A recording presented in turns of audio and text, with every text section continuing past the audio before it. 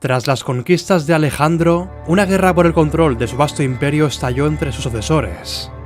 Pirro de Epiro fue una promesa de su época, y a principios del siglo III a.C., incrementó gradualmente su poder militar, así como el tamaño de su reino.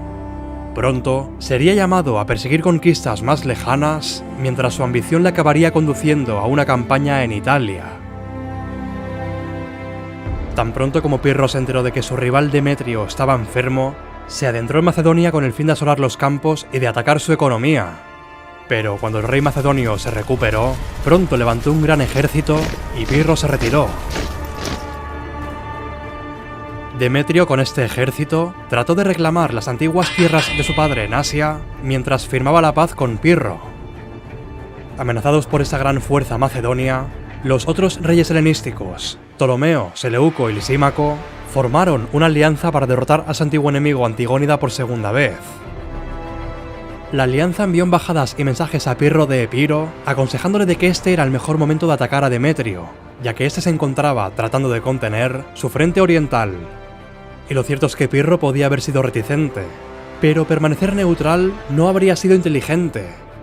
Si Demetrio ganaba, podría aplastar a Epiro en cualquier momento. Por contra, si los aliados ganaban y Pirro no había sido parte de la alianza, no obtendría botín y tendría una mala relación con ellos. Además, esta era una oportunidad única para conquistar parte o toda Macedonia.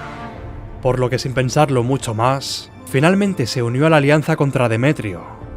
En el 288 a.C., la coalición pasó a la acción.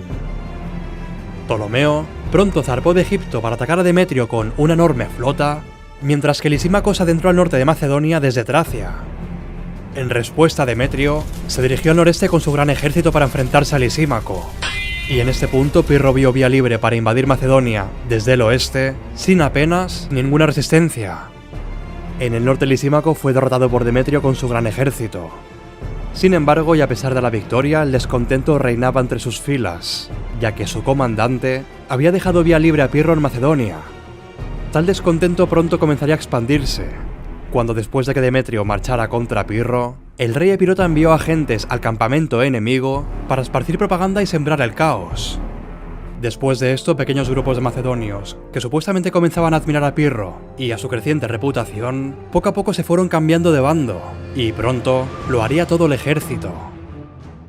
Al ver esto, Demetrio se vio obligado a escapar a la costa, y aunque Pirro había obtenido una gran victoria y se había anexado Macedonia, su aliado Lisímaco marchó a través del reino diciendo que la victoria fue un logro conjunto. No obstante, Pirro, que desconfiaba de la lealtad de los macedonios, le dejó el reino a Lisímaco y se retiró a Epiro. Poco tiempo después, Demetrio finalmente murió y su reino fue heredado por su hijo Antígono Gónatas. En este punto Lisímaco intentó aislar a Pirro, pero cuando se dispuso a ello, fue atacado por Seleuco, quien acabó con su vida en la batalla de Corupedio, mientras que el propio Seleuco fue asesinado poco tiempo después. Su asesino, Ptolomeo Cerauno, que significa el rayo, no perdió tiempo tras su complot y fue declarado rey por los macedonios. El otro aspirante al trono de Macedonia era Pirro, quien pronto decidiría dirigir la mirada hacia el oeste. Mientras tanto, en la península itálica, la expansión al sur de una Roma emergente amenazaba a las colonias griegas de la Magna Grecia. Una de aquellas colonias, Tarento, que era además la más poderosa de la Magna Grecia, había provocado a Roma, insultando a sus diplomáticos y atacando su flota. Ahora, preocupados por Roma, los tarentinos enviaron una embajada a Epiro para pedir su ayuda.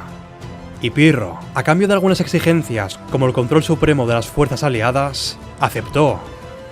Tarento, en consecuencia, envió su flota para transportar a las fuerzas de Pirro a Italia. La fuerza que embarcó en Epiro consistía en 20.000 hombres, en su mayoría piqueros con sarisa, macedonios y epirotas, y también 20 elefantes de guerra. Una vez en Italia, Pirro comenzó a militarizar Tarento y a lidiar con cualquier enemigo político allí, mientras los romanos se preparaban para la inminente guerra. Para este conflicto se otorgó al cónsul Publio Valerio Levino el mando de 4 legiones, y tan pronto como las recibió, el cónsul marchó contra Tarento. El plan romano consistía en forzar a Pirro a entablar batalla antes de que llegaran sus aliados griegos. El plan funcionó, y al saber que los romanos estaban de camino a la ciudad griega de Heraclea, Pirro marchó al encuentro de sus enemigos por primera vez. En contraste con el típicamente agresivo plan romano, Pirro buscó atrasar el combate todo el tiempo posible a la espera de que sus aliados se le unieran, mientras el gran ejército romano acampó en una llanura fuera de la ciudad, cerca de la orilla occidental del río Siris. Cuando Pirro se percató, él y su amigo Megacles fueron a examinar el campamento romano, y fue entonces cuando el rey Epirota dijo su famosa frase: ¿quiénes son esos bárbaros tan bien organizados?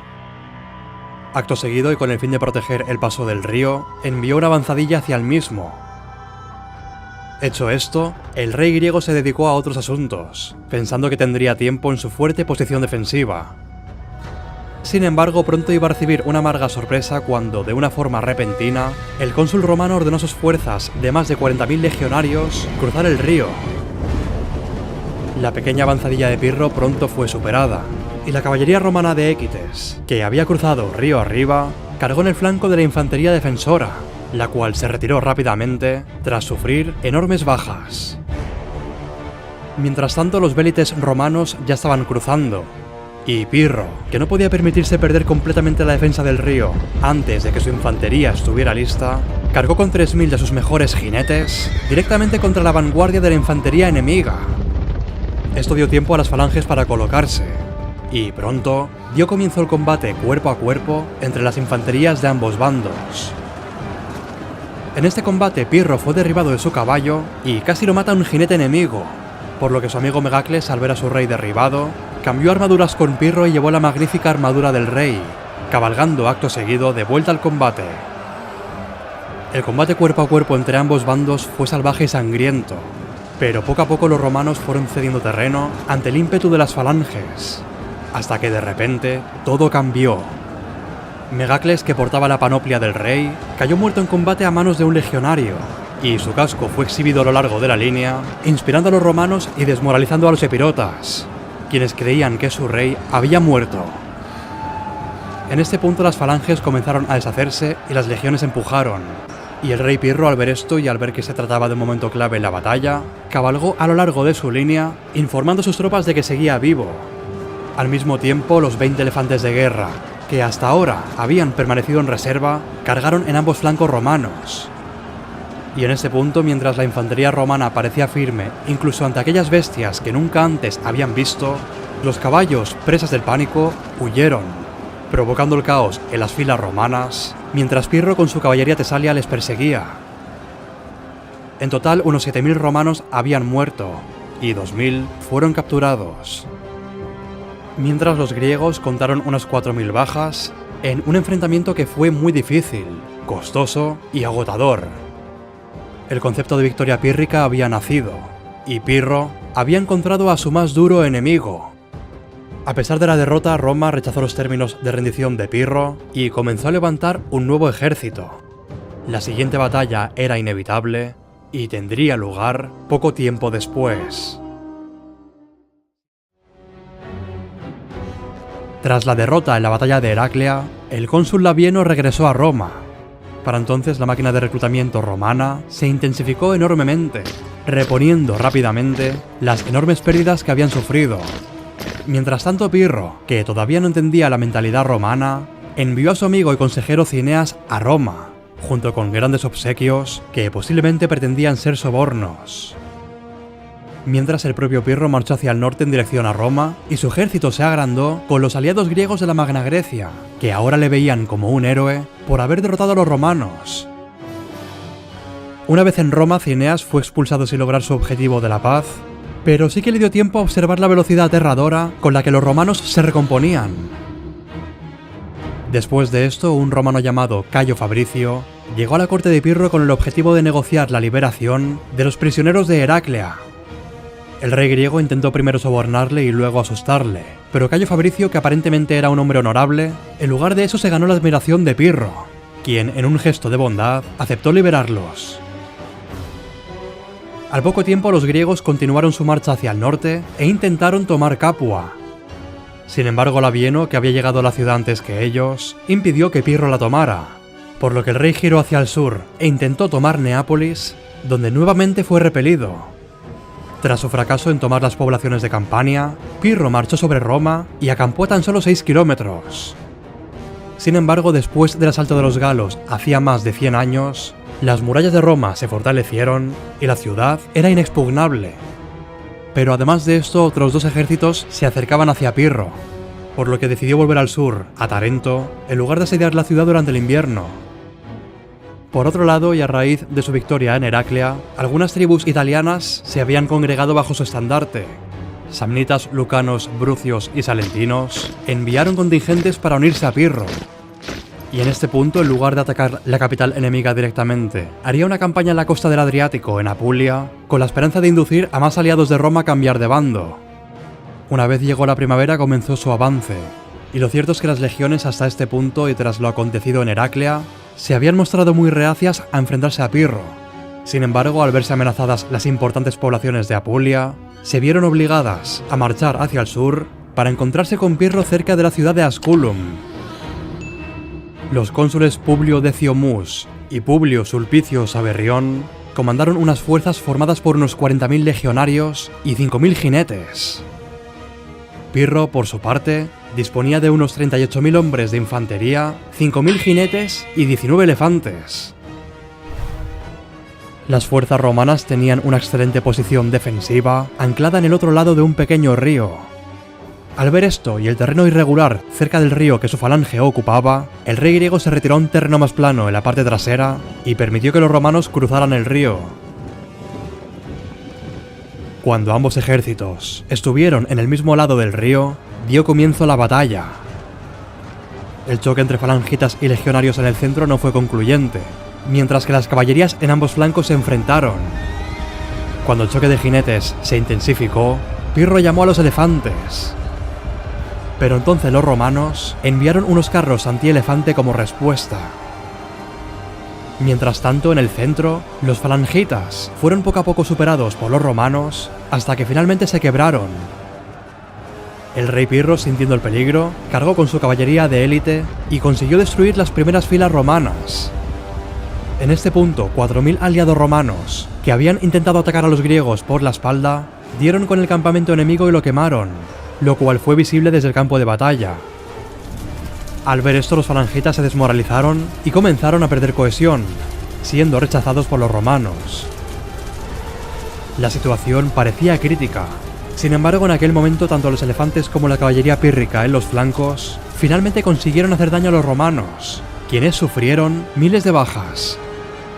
Sintiendo otra masacre, los comandantes romanos se retiraron de vuelta a su campamento. La batalla fue otra dura contienda. Sin embargo, Pirro había vuelto a obtener la victoria a costa de unos 4.000 hombres, mientras que los derrotados romanos perdieron unos 6.000. Después de esto, Pirro inspeccionó la destrucción y los cadáveres a su alrededor y dijo: «Otra victoria como esta, y volveré a Epiro sin un solo hombre».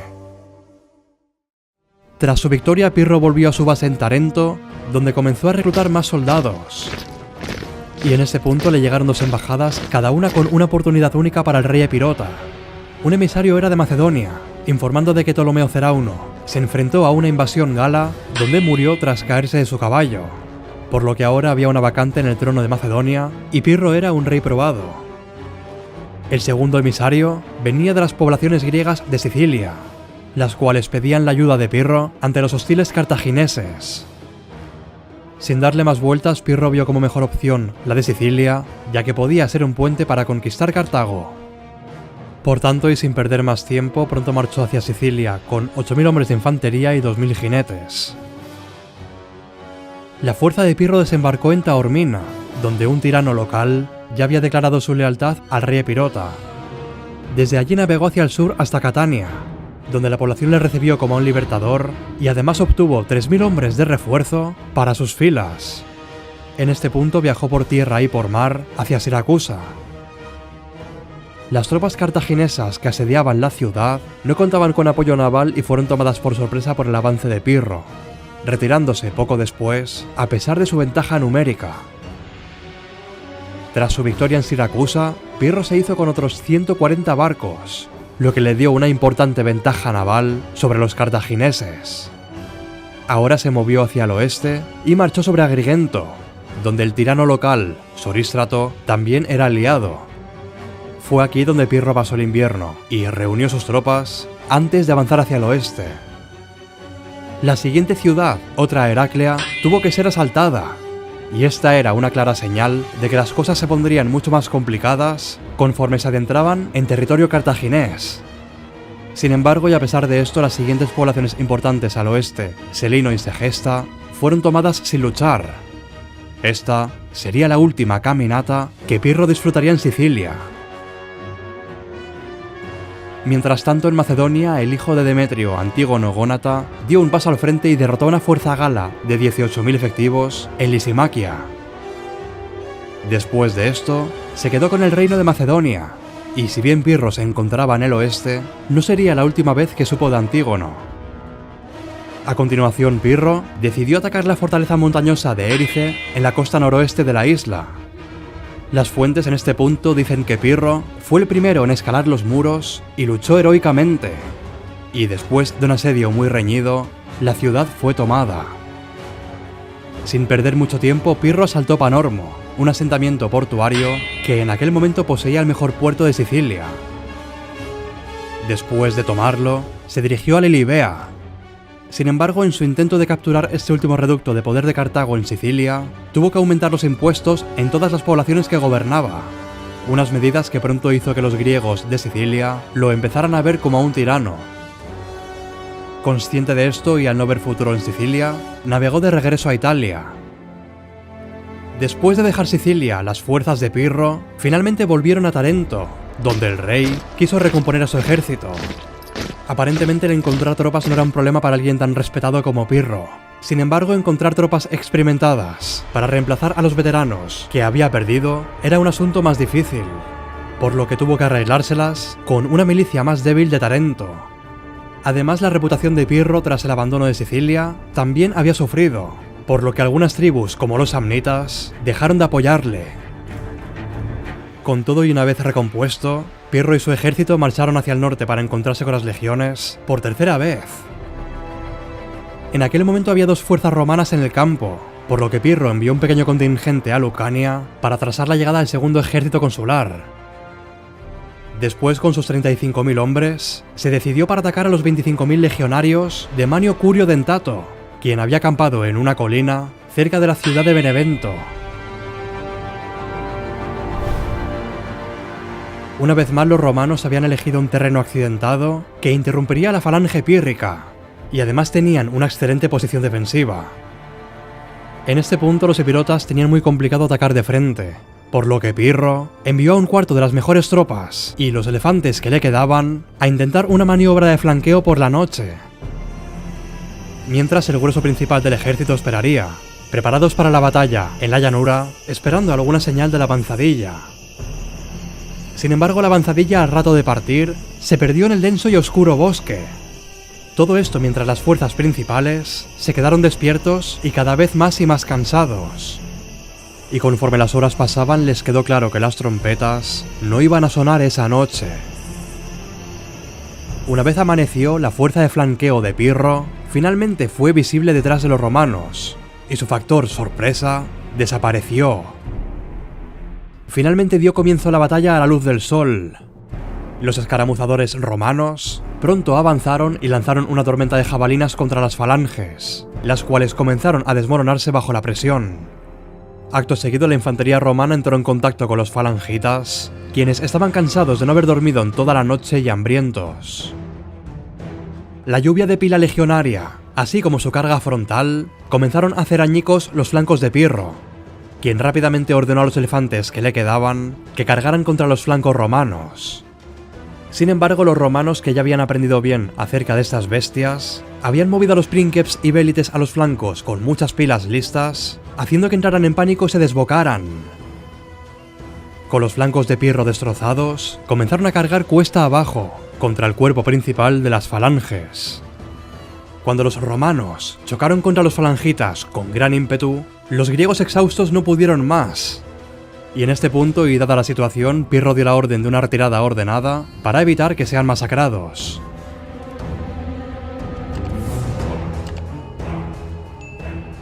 Esta aplastante derrota fue la gota que colmó el vaso, y el rey Pirro, viendo que no tenía mucho más que hacer en Italia, regresó a Epiro con 8000 hombres de infantería y 500 jinetes. Al poco tiempo de volver a Grecia, bien porque estaba enojado con Antígono por no apoyarle en Italia, o bien porque quería ser rey de Macedonia, Pirro atacó a Antígono en el 274 a.C. Y lo cierto es que la campaña empezó bien, ya que los epirotas tomaron muchos pueblos fronterizos, y además 2000 falangitas macedonios se cambiaron a su bando. Después de algunas semanas, Antígono marchó contra los invasores y se encontró con Pirro en un estrecho desfiladero cerca del río Aos, donde el rey macedonio no solamente fue derrotado, sino que sus fuerzas se unieron en masa a Pirro. Tras esto, el rey epirota siguió su victoria invadiendo toda Tesalia y la mayor parte de Macedonia. Sin embargo, Pirro no logró acabar con Antígono cuando tuvo la oportunidad, y pronto pagaría el precio. Al poco tiempo, un candidato a la corona de Esparta llamado Cleónimo apareció en la corte de Epiro y se acercó al rey, proponiendo un plan para derrocar al rey espartano, Areo, mientras se encontraba en campaña en Creta. Sin pensarlo mucho, Pirro aceptó, ya que la idea de colocar a un títere en el trono de Esparta era demasiado tentadora, y además era una gran oportunidad para conquistar las fortalezas restantes que Antígono tenía en el sur de Grecia. Sin perder mucho más tiempo, Pirro invadió el Peloponeso en el 272 a.C. con 25.000 soldados de infantería, 2.000 de caballería y 24 elefantes. Las fuerzas pírricas marcharon hacia Megalópolis en Arcadia, donde fue recibido por el embajador espartano. Y fue aquí donde Pirro mintió cuando declaró que simplemente quería atacar a las fuerzas de Antígono y liberar a los griegos de su dominio. Sin embargo, luego traicionó a los espartanos y marchó sobre Esparta a través de Mesenia.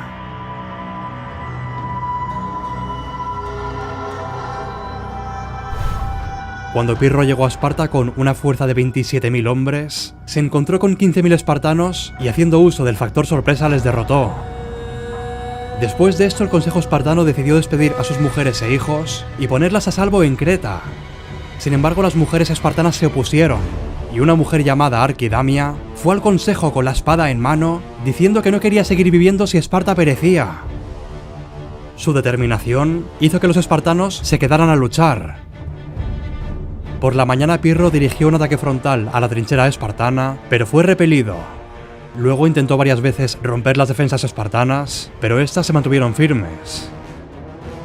Con la llegada de la noche, finalmente se detuvo la batalla, y por la mañana el rey Areo de Esparta volvió de Creta con otros 2000 hombres, por lo que ahora las fuerzas pírricas no podían aspirar a romper la línea espartana. Pirro, irritado por su fracaso, se retiró y marchó sobre Argos.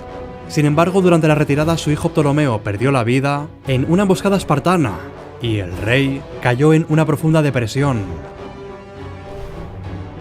Cuando llegó cerca de la ciudad, Pirro vio que su rival, Antígono, había ocupado las alturas sobre la llanura.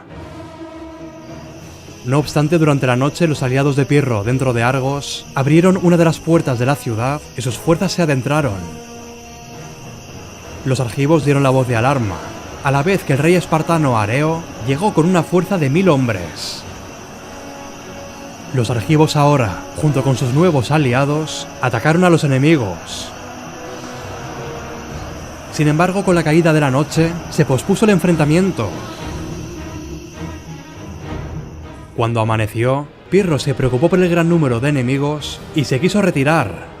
Pero al ver que las puertas eran muy estrechas, envió un mensaje para derribar una parte de la muralla que permitiera una retirada rápida. Sin embargo, el mensajero escuchó mal la orden debido al ruido de la batalla. En cambio, dio la orden de ayudar a Pirro y su fuerza de socorro chocó de frente con la fuerza en retirada. Para colmo de males, un elefante quedó atrapado en la puerta estrecha, bloqueando la retirada. Y en este punto las fuerzas epirotas dentro de la ciudad comenzaron a entrar en pánico y a huir en todas las direcciones. Pirro al ver esto se lanzó contra el enemigo, pero un argivo le hirió levemente con una lanza y dio comienzo a un duelo entre ambos. Se dice que la madre de este argivo vio esto desde un tejado, y al ver a su hijo enfrentarse contra un enemigo tan letal, le arrojó una teja que lo derribó de su caballo. Pirro de Epiro, el feroz rey que había luchado contra romanos, cartagineses, macedonios y espartanos, fue finalmente decapitado mientras yacía herido en el suelo.